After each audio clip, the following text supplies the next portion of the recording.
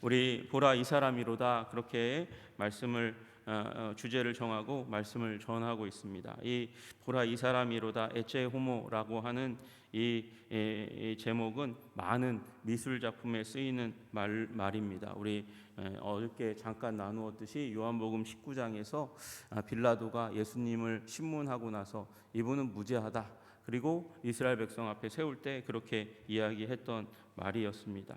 우리 그림 하나 보여주시면 이 그림이 바로 에체 호모라는 그 미술 작품 중에 하나인데 이제 스페인 북동부에 있는 보르아라는 작은 마을에 성당의 벽화로 맨 왼쪽에 있는 그 그림이 그려져 있었는데 시간이 지나니까 이제 벗겨지고 산화하고 그래서 가운데 그림처럼 훼손이 됐어요. 그걸 복원하겠다고 한 할머니가 나섰다가 저 오른쪽에 맨 오른쪽에 있는 그림처럼 저게 동일한 그런 모습이라고 어떻게 생각할 수 있겠습니까? 그 모습으로 복원을 시켜놓고 말았습니다. 그러니까 우리 이제 일어났던 복원 미술사 가운데서 가장 실패한 작품이라고 얘기하는 작품이 맨 왼쪽에서 오른쪽 작품으로 그렇게 변화되는 일이 일어나게 되었습니다.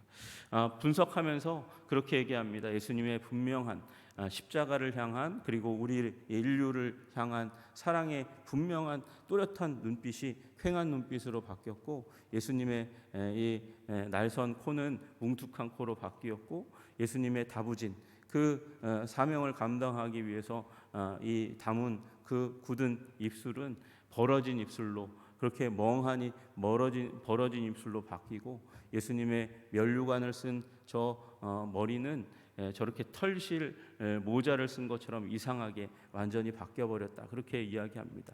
요새 우리 예수님에 대한 이미지가 저런 것 같아요. 저렇게 잘못된 예수님의 이미지를 그려놓고 있으니까 예수님이 어떤 예수님인가 오늘 본문에 나와 있는 것처럼 마치 자신의 욕망을 이루지 못하도록 만드는 훼손하는 존재가 마치 예수님인 것처럼 그렇게 생각하는 일이 일어나고 있는 것 같습니다.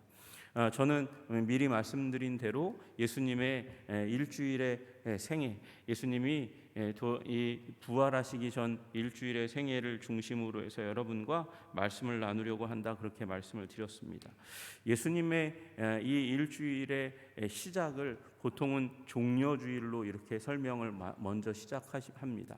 종려주일을 통해서 그러니까 예수님이 부활하시는 그날 일주일 전에 예수님께서 이제 예루살렘에 입성하시는 것 그것이 이제 예수님의 공식 일정의 시작입니다. 근데 그 전날 예수님은 어디에 오셨나? 여러분 오늘 본문에 나와 있는 대로 베다니에 오셨습니다. 6월절 엿새 전에 그러니까 주일 그 전주 주일날 바로 하루 전날에는 토요일날 우리로 따지면 토요일날 저녁에 예수님께서는 이제 예루살렘에 입성하기 위해서 이 여리고에서부터 시작해서 베다니로 이동하셔서 베다니에 나사로의 집으로 가셨다. 그렇게 말씀하시는 것이죠. 여러분 그러니까 금요일날 오후부터 시작해서 토요일날 오후 정도까지 시간이 안식일입니다. 안식일이 마치자마자 예수님께서는 여리고 땅을 이제 출발하셔서 베다니까지 이르셨습니다. 사진을 PPT 보내드린 거를 보여드리면 이제 여리고에서 베다니까지 약 20km 정도를 올라가신 거예요. 20km를 올라가셨다 그러니까 오르막길을 계속해서 올라갔습니다. PPT가 안 갔나요? 제가 보냈는데 거기 20km 정도를 이렇게 진행해서 올라가셨습니다. 그 올라가신 그 길이 짧은 길이 아닙니다. 그러니까 도보로 시작하면 4-5시간을 예수님께서 올라가셨어요. 올라가셔서 예루살렘에 이르기 전 베다니에 딱 가셔가지고 거기에서 여기 나와 있는 대로 마리아와 마르다와 그리고 나사로가 있는 그곳 그 집에 이르게 되었습니다. 여러분 그곳에 이르렀더니 사람들이 이제 많이 모이게 되었습니다. 올라갈 때부터 예수님 인원들을 많이 데리고 올라가셨거든요. 많이 데리고 올라가셨으니까 사람들이 함께 올라가다가 일부는 예수님 근처에 머무르는 일이 일어났고 또 예수님의 제자들도 함께 가는 일이 당연히 있으니까 그 제자들도 예수님과 함께 머무르고 있는 일들이 일어나게 됩니다. 여러분, 여리고에서 그 전날에 무슨 일이 있었을까? 안식일 즈음에 무슨 일이 일어났을까? 예수님께서는 그곳에서 한 사람, 아주 중요한 사람을 만나셨습니다. 누구를 만나셨을까요? 우리 잘 아는 니고데모를 니고데모가 아니라 삭개오를 만나셨어요. 삭개오를 만나서 그를 내려오라 말씀하시고 그의 집에 유하는, 그래서 하룻밤 묵으시는 일이 일어났지 않습니까? 그리고 그곳에서 또 여리고에 있을 때 예수님께서 소경을 낫게 하시는, 눈먼 자를 낫게 하시는 사건이 일어납니다. 그래서 예수님께서 이제 눈먼 자를 낫게 하시고 그 눈먼 자들 중에서 한 명이 바로 바디메오라고 얘기하는, 우리가 너무나 잘 아는 사람을 예수님께서 고치셨습니다. 그러니까 눈먼 자를 고치셨다. 제가 한번 설교 가운데 말씀드린 적이 있지만 이 구약의 선지자들 가운데 성취하지 못한 능력 중에 하나는 바로 눈먼 자를 낫게 하는 일이었습니다. 이사야가 예언한 메시아의 분명한 증거 가운데 하나는 소경을 낫게 하는 일이었습니다. 죽은 자를 낫게 하는 구약의 선지자는 있었지만, 그러나 눈먼 자를 낫게 하는 이사야가 예언한 그 일을 이룬 구약의 선지자는 없는데, 예수님께서 그 여리고에서 그 눈먼 자를 낫게 하는 일들이 일어났죠. 그러니까 무리가 올라갑니다. 무리가 올라가는데 그 소경 중에 하나가 말한 그 말을 마음 가운데 품고 사람들이 같이 웅성웅성하면서 기대감을 가지고 예루살렘으로 올라가는 거예요. 그 말이 무엇이냐? 다윗의 자손이라는 거예요. 다윗의 자손. 이제 이스라엘 나라를 로마로부터 독립하여 승리하게 할 정치적인 리더가 우리들 가운데 나왔다. 그분이 이사야의 예언대로 눈먼 자를 낫게 하셨다. 그가 우리 가운데 함께 있다. 그러면서 지금 올라오는 한 20km의 여정 가운데 많은 사람들이 동행하고 저분이라고, 눈먼 자를 낫게 했다고 말씀하시는, 그리고 우리와 굉장히 친한 분이라고, 우리를 사랑하시는 분이라고, 어디서 나타나요? 삭개오의 집 가운데 유하면서 그렇게 함께하는 모습을 보여주면서 그런 일들을 나타내는 것이죠. 여러분, 그 이스라엘의 미시나에는 그런 말이 있었어요. 세리의 집에 들어가면 집과 그 안에 있는 모든 것이 다 부정해진다.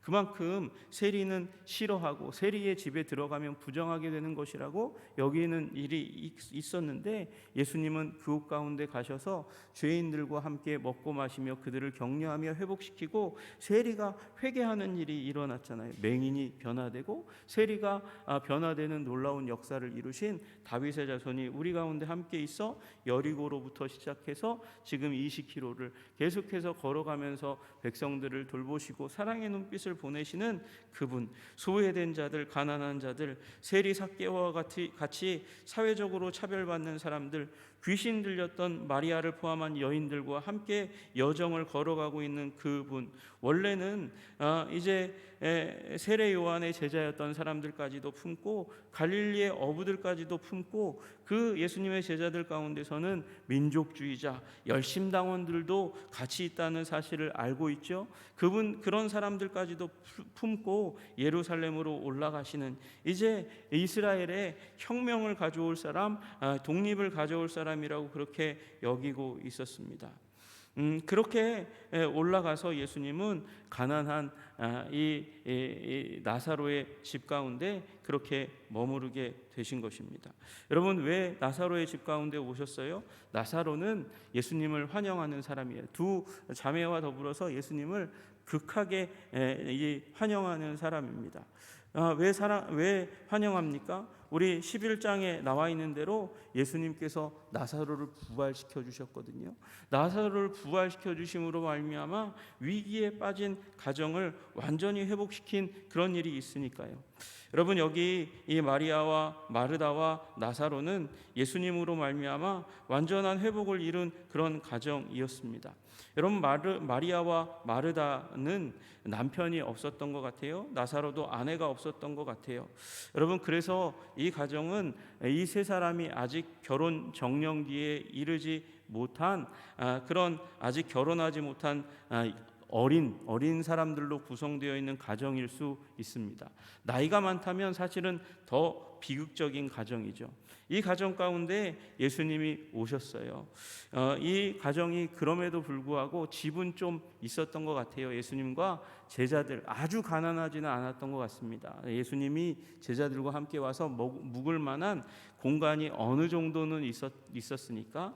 그리고 오늘 본문에 나오는 대로 마리아가 순전한 나드 한 근을 가지고 있을 만한, 아마 시집 미천이겠죠. 이제 결혼하게 될 그 자금으로 가지고 있을 그 향유가 한 근이 있었으니까 아주 가난하지는 않았던 것 같아요. 그런 가정 가운데 이 11장에 있었던 대로 너무도 오빠가 건강이 나빠서 죽는 일이 일어났잖아요. 여러분, 죽는다는 것이 무엇을 의미합니까? 다만 그냥 오빠가 죽는다는 것으로 끝나지 않습니다. 가정에 유일한 남자가 죽는 것이에요. 남편이 없는데 집안에 있는 유일한 남자인 오라버니가 죽는다. 그것은 바로 가정의 상속권이 박탈되는 일입니다. 그래서 이 여인 둘, 마리아와 마르다만 혼자 남게 될 경우에 집을 빼앗기고 또 이 가정이 가지고 있는 사회적인 지위와 그리고 가정을 어디로 이끌어갈지에 대한 결정권을 잃어버리고 집에 대한 소유권이 이 당시 가운데도 여전히 남자에 대한 율법이 남아있는 그런 가정이었기 때문에 이 집에 대한 경제권을, 소유권을 다른 친척이 남자를 통해서 소유권이 승계되니까 주장하면 빼앗기게 되는 일들이 일어나는 아주 비극적인 상황 가운데서 예수님께서 오셔서 그리고 누구를요? 나사로를 살리시는 일이 있었으니까 이 가정 가운데는 다만 오라버니를 살린 것만으로 끝나는 것이 아니라 사회적으로 매장되고 힘을 잃을 수밖에 없었던 그 가정적인 위기로부터 자신들을 구원하신 예수님이 오시니까 어떻게 합니까? 잔치를 베풉니다.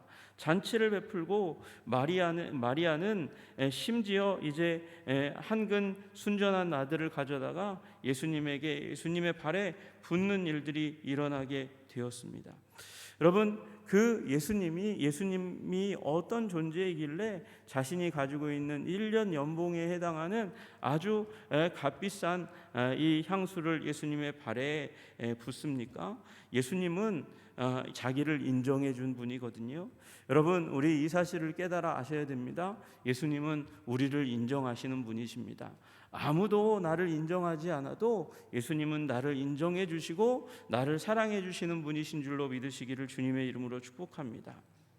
우리 요 사이에 예수님은 마르다와 마리아를 비교하면서 마리아 곧 묵상과 예배의 삶을 인정하신 분, 그리고 마르다 사역형의 삶, 이 예수님을 제자들을 먹이고 그리고 대접하는 일을 위해서 애쓰고 힘쓰는 봉사의 일을 한 사람도 인정했지만 그 앞에 와서 예배하고 묵상하는 삶의 모습을 보였던 마리아를 인정하신 예수님의 모습 때문에 마리아가 예수님을 참 좋아하는구나 이렇게 생각하는 것은 아주 작은 단편에 불과하다 주장하는 분이 있습니다. 왜 그러냐면 이 당시 가운데 랍비들은 어떤 가르침을 이야기했냐면 자기 딸에게 토라를 가르치려는 사람은 딸에게 음란함을 가르치는 것이나 마찬가지다, 그렇게 얘기하는 랍비 엘리에젤이라는 사람이 있었다는 거예요.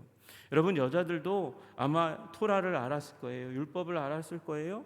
여자들도 특별히 여성들과 관련되어 있는 율법은 자세히 알아서 그래서 자신들이 범죄하지 않도록 그렇게 관리했을 것입니다. 그럼에도 불구하고 이 당시 가운데 랍비들은 여자들에게 토라를 적극적으로 가르치는 것은 바람직하지 않다고 얘기할 만큼 여성을 하나님의 말씀의 중심 가운데 두지 않고 남자를 두었고 여자를 자꾸 배제시키는 자리 가운데 두었어요. 그러니까 위치를 벗어나서 자기 자신의 처지를 알지 못하고 위치를 벗어나서 예수님의 발치 아래 앉아가지고 예수님의 말씀을 듣는 랍비 예수님의 말씀을 듣는 마리아를 꾸중하십시오라고 마르다가 얘기했을 때 예수님은 그렇지 않다고 말씀하시는 주님이셨다는 것이죠. 여러분, 여성의 위치를 혁명적으로 바꾸신 사회적인 통념은 랍비의 발치에서 말씀 듣는 거 그거 아니야, 부엌에 들어가서 부엌에서 부엌대기 노릇이나 해야지 라고 얘기하는, 심지어 자기의 누이가 그렇게 주장할 때에 예수님은 아니라고, 말씀의 자리 가운데 나오는 것, 그것은 인정받을 만하고 그리고 하나님 나라에서 귀중한 일이라는 것을 말씀해 주셨다는 거예요. 여러분, 그렇게 예수님께서 감동을 주고 그리고 자신의 자리를, 여성들의 자리를 새롭게 자리매김하시는 혁명적인 여성 인권의 회복자이신 예수님께 자신의 마음을 표현하기 위해서 이 한 나드 한 근을, 순전한 나드 한 근을 가져다가 예수님의 발치에 쏟아 부으셨죠. 여러분, 그러니까 예수님은 마리아와 마르다와 나사로는 이제 어떤 예수님을 압니까? 자신의 경제적인 삶뿐만 아니라 사회적인 지위와 권위를 회복시켜 주신, 살려주신 예수님임과 동시에, 그리고 억눌렸던 여성들의 자리로부터 일으켜서 돌아오게 하신 분, 아니요, 심지어는 이 세리와 눈먼 자들까지도 그 음지에서 그늘 가운데 눈물을 흘리며 고통하고 아파해야 하는 그런 소외된 사람들도 끌어내서 예수님의 곁에 두고 함께 걸어갈 수 있는 사람으로 두신 분이 예수님이신 줄로 믿으시기를 주님의 이름으로 축복합니다. 그러므로 우리는 오늘도 예수님 안에서 우리 인생의 소망을 둘 수 있는 것이지요. 예수님은 우리 세상 사람들은 우리가 구석에 있을 때, 그늘에 있을 때, 음지에 있을 때 우리를 찾아와서 우리를 다독이고 일으키는 그런 세상에 빛나는 자들은 없다는 것을 알아야 됩니다. 우리가 빛나는 자리를 애쓰고 힘써서 쟁취하고 그리고 얻었다 해서 그것을 이력서로 만들어서 내밀어 봐야 드디어는 조금 그들의 눈깃을 흘깃하면서 우리를 보는 척하고 일으키려 하는 존재들이 세상의 존재들이라는 것이죠. 우리의 약점이 나타나고 드러나고 우리의 부족하고 연약한 모습이 나타나면 그것을 끄집어내서 세상 가운데 드러내고 흠집을 만들고 수군수군하면서 우리를 짓밟는 자들이 세상에 속한 자들이라는 사실을 우리는 깨달아 알아야 되는 것입니다. 그러나 예수님은 그 자리에서 우리를 사랑하시기 때문에 우리의 허다한 허물을 덮으시고, 삭개오에게 그렇게 하셨던 것처럼 허물을 덮으시고, 그리고 나사로의 가정을 회복시키셨던 것처럼, 눈먼 자를 회복시키셨던 것처럼 회복시키셔서 일으키시는 주님이신 줄로 믿으시기를 주님의 이름으로 축복합니다. 여러분, 세상에 속한 사람 유다를 보십시오. 이 위대하고 아름다운 헌신의 여인의 모습조차도 폄하하면서 300데나리온에 팔아서 가난한 자들에게 주는 게 오히려 좋았을 건데 왜 이런 어리석고 멍청한 짓을 하냐고 그렇게 비난합니다. 그리고 이 자리 가운데서 유대인의 큰 무리 가운데 어떤 사람들은 살아난 나사로 때문에 예수님을 죽일 그 음모를 품을 뿐만 아니라 10절에 남아있는 대로 대제사장들이 나사로까지 죽이려고 모의하니, 그렇게 짓밟고 죽이려고 하는 일들이 일어나는 것이죠. 여러분, 왜 대제사장이 나사로를 죽이려고 합니까? 나사로까지 죽이려고 합니까? 그리고 그들이 왜 살리신 예수님을 죽이려고 합니까? 가난하고 병든 사람들이 보았던 예수님을 이들은 옆에서 곱지 않은 시선으로 보는 거예요. 왜요? 부활시켰으니까.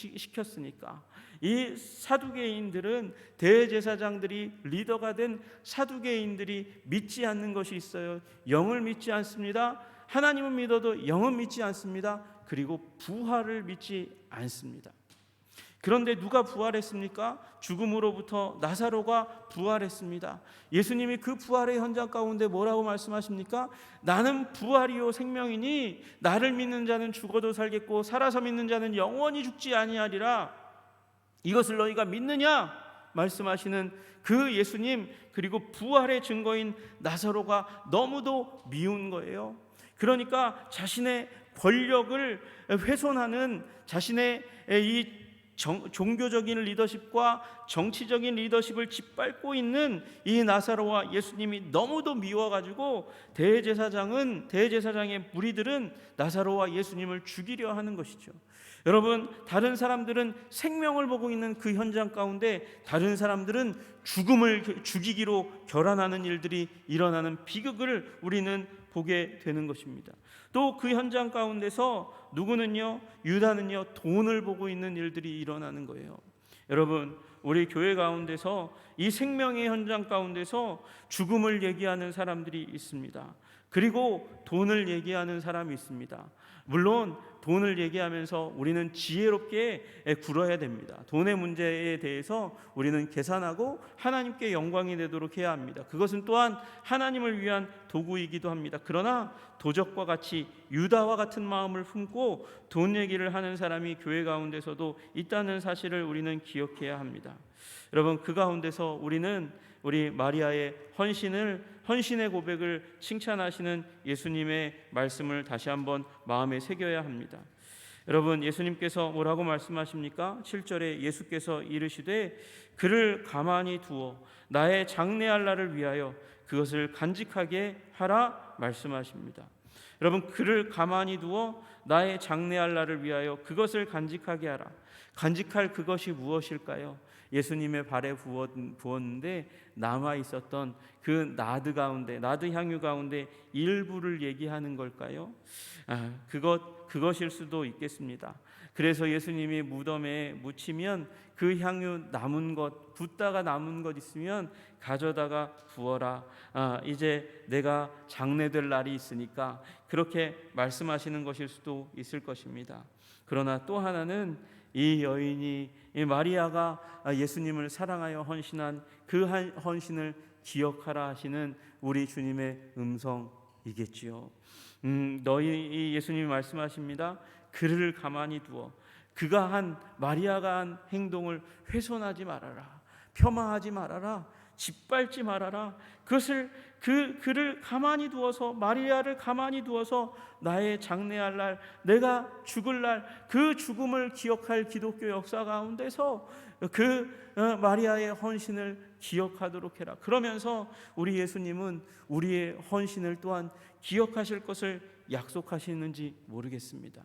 여러분, 예수님의 몸 가운데 가장 예수님의 몸이 거룩한 몸이잖아요. 아름다운 몸이잖아요. 그럼에도 불구하고 땅을 걸으면서 그 더러운 먼지를 뒤집어 쓴 그 발, 먼지로 가득한 그 발, 그래서 더러운 발, 냄새나는 발, 그 발에 향기나는 향유를 부어서 예수님을 영화롭게 한 것처럼 이제 예수님을 향한 그 헌신, 예수님의 몸인 교회 가운데서 사람들은 더럽다고 추하다고 하지 않으려고 하는 그 일 가운데 헌신을 드리기 원하는 사랑하는 제자들의, 우리 믿는 자들의 헌신을 예수님께서는 그만큼 잊지 않고 기념하여 마음 가운데 두고 나는 기억하겠다 말씀하시는 예수님의 의지의 표현의 모습이 아니겠습니까?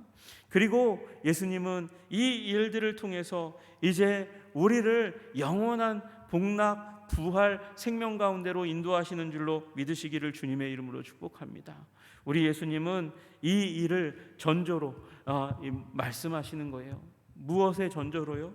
죽기를 무서워함으로 한평생 동안 매어 종노릇하는 인류를 부활의 생명 가운데로 인도하시고, 그 부활의 생명으로 인도하신 예수님의 은혜에 감격해서 헌신을 드리고 사랑을 드리는 우리 믿는 자들의 사랑의 삶을, 헌신의 삶을 나는 기억한다. 세상은 폄하하고 짓밟고 뭉개더라도 나는 기억하고 나는 마음에 새긴다고 말씀하시는 우리 사랑의 주님의 모습을 보게 됩니다.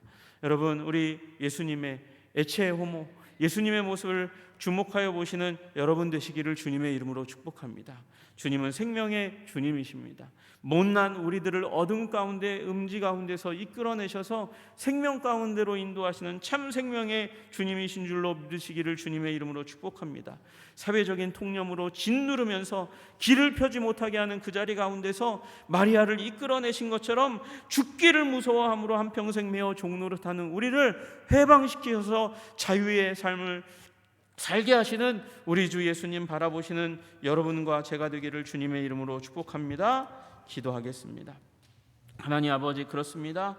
우리 예수님 여리고로부터 이끄셔서 베다니에 오시면서 아버지 많은 무리들을 생명과 빛으로 이끄셨습니다. 하나님 아버지, 사회적인 그 외로움과 고통과 아픔과 비난 가운데서, 질병의 어두움 가운데서 있었던 자들을 일으키셔서 생명의 자리로, 자유의 자리로 인도하신 예수님을 바라보게 하시니 참 감사합니다. 그리고 그 가운데서 죽음에 매여 종로를 탈 수밖에 없는 우리를 해방시키시고 우리를 어두움에서 일으키신 예수님을 보게 하시니 감사합니다. 주님, 예수님을 주목하여 보며 생명을 누리는 우리들이 될 수 있도록 주님 도와주시옵소서. 사순절의 여정들 가운데 주님께서 우리와 동행해 주시기를 간절히 소원하며 우리 주 예수 그리스도 이름 받들어 기도드리옵나이다.